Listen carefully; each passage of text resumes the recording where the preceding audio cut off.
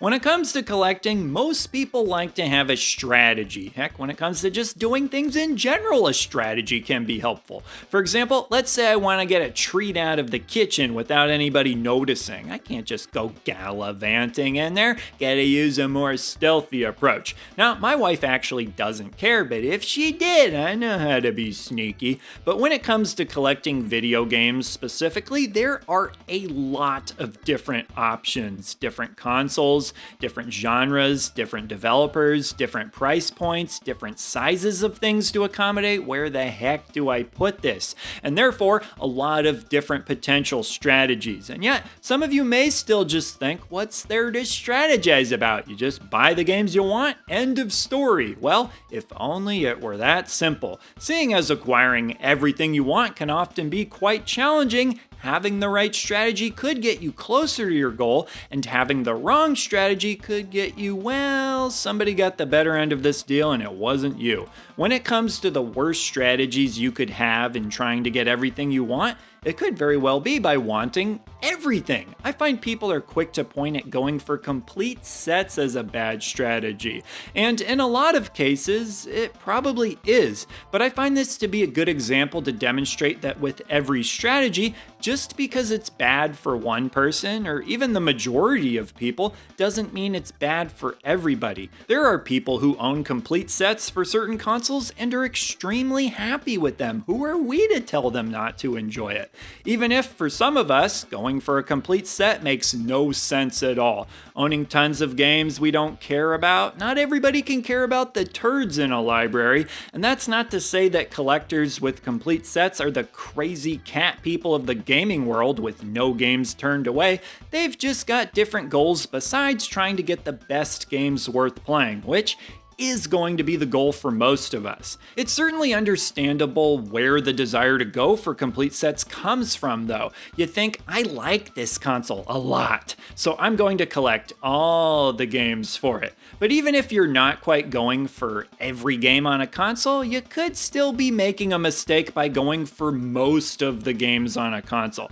Again, I get it. The natural desire is to get more games for the consoles you enjoy. It goes against your nature not to. You know how many times I've had to look myself in the mirror with my 2DS games and ask, is this the type of person I want to be? Now, most people will own more than 2 games for a console, but no matter how many games it is, at a certain point, and depending on your tastes, you may be better off looking for some of the better games on other consoles, rather than scraping the bottom of the barrel of one console's library. You know what I'm talking about and how it can go. When you start collecting for a console, you're going after all the heavy hitters, then the slightly less praised games, then the even more less praised games, until eventually you reach the point where you're telling yourself, well, they say Mr. Nuts is a poor man's Sonic, but I do love platformers and I got nothing against poor people, so maybe I should give it a shot. Dig through the same console's library long enough, and at some point you'll get diminishing returns. Plus,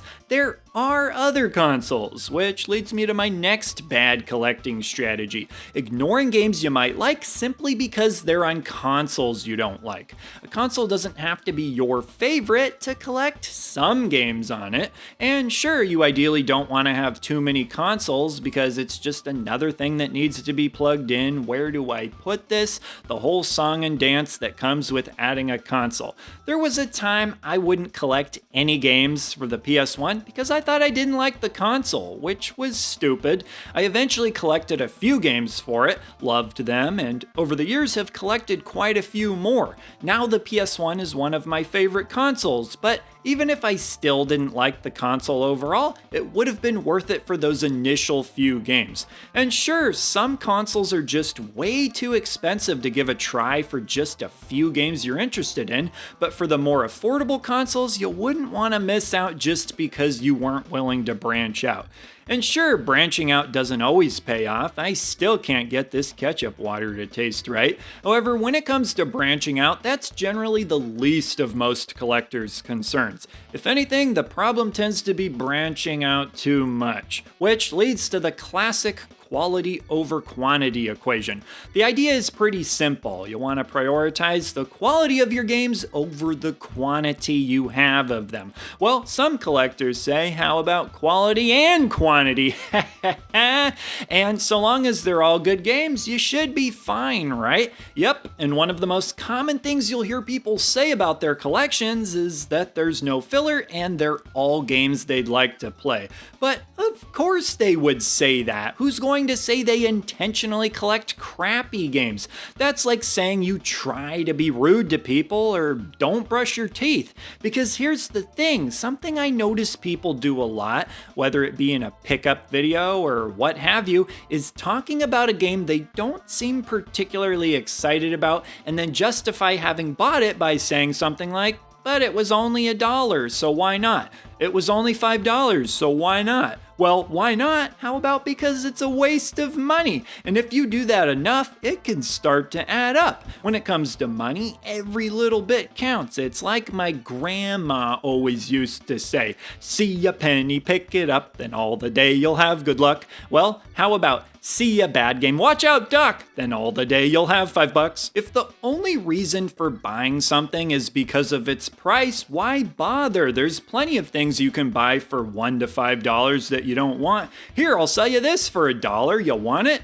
But we are suckers for video games. That's the thing. So even if a game doesn't seem like a particularly great video game, it is still a video game. Plus, some people just want to collect games as curiosities or just for the sake of collecting, and I get that. And if it's a game you've never played before, how are you supposed to know if you'll like it or not until you've tried it? Well, my advice in the 21st century would be to pop out your phone and at least try to look up some gameplay footage, or if you're shopping on your computer, just open a new tab and do a little research to get a better idea. Because really, knowing what you want ahead of time is the key. Something I feel the gaming community actually does a really good job of, the research aspect. And this is especially useful when you're hunting for games in the wild, because you never know what you'll find. Speaking of which, I'd say it's a bad strategy to hunt for games in the wild if you're after very specific things. It's just way too random and unpredictable. There's a good chance you'll end up wasting your time. Also, if you're looking in the wild, don't go to the woods like I did. They say you gotta look where nobody else is looking, but I just get super lost. Okay, another bad strategy is only focusing on getting the games that people talk about a lot. The games that get all the hype. Is there a good chance you'll like some of those games? Absolutely, but there's no guarantee, and I find even the most well-loved games are far more hit and miss than people realize. Take a game like Chrono Trigger. So many people love this game, and yet lots of people will just say, nope, I'm not into RPGs. Buying these kinds of highly regarded games because you think they'll make your collection more impressive is a bad strategy too. So you've got a copy of Earthbound, so do tons of other people. Who cares? Sure, other people care a little bit, but nobody is ever going to care about your collection nearly as much as you do. I mean, take it from me. I sing Benny King's Stand By Me to my collection every night before I go to bed. Best I've gotten from anybody else I've shown it to is mild curiosity. Oh, and here's another mistake. Buying broken stuff, assuming you can fix it. Sure, there's definitely some people out there who really know what they're doing and how to fix things. They operate by a different set of rules. But for the mere mortals like you and I, it's usually not worth the risk unless you're really confident you know how to fix it or can at least use some of the parts. Because even when you do know how to fix something, there can still be complications that come up. But hey, at least you can experience the magical sensation of feeling like an idiot and feeling like you wasted your money. What's not to love? I also think it's a mistake to buy games that aren't in the condition you ultimately want. Whether it be a bad label, bad manual, or maybe it's just missing something altogether. Reading my Eternal Darkness manual is a good reminder for me. Some people say they can find what they need for it later on, but from my experience, that's typically a huge hassle and you would have been better off just getting what you wanted to begin with.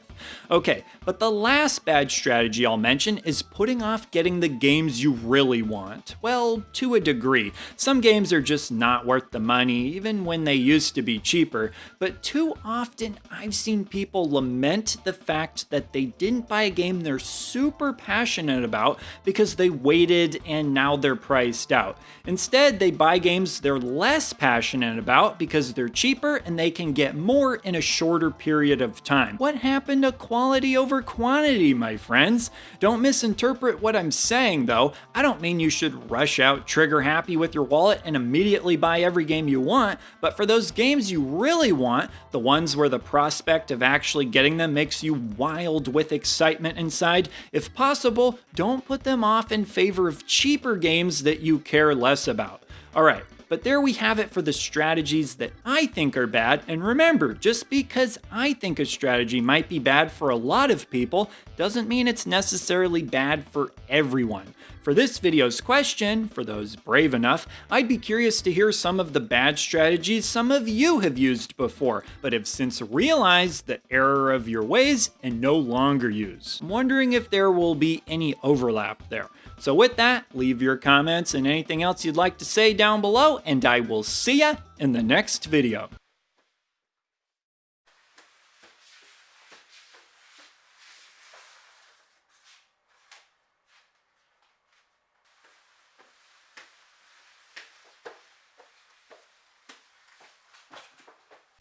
He's the red bird, yeah. And he's talking about video games. He's the red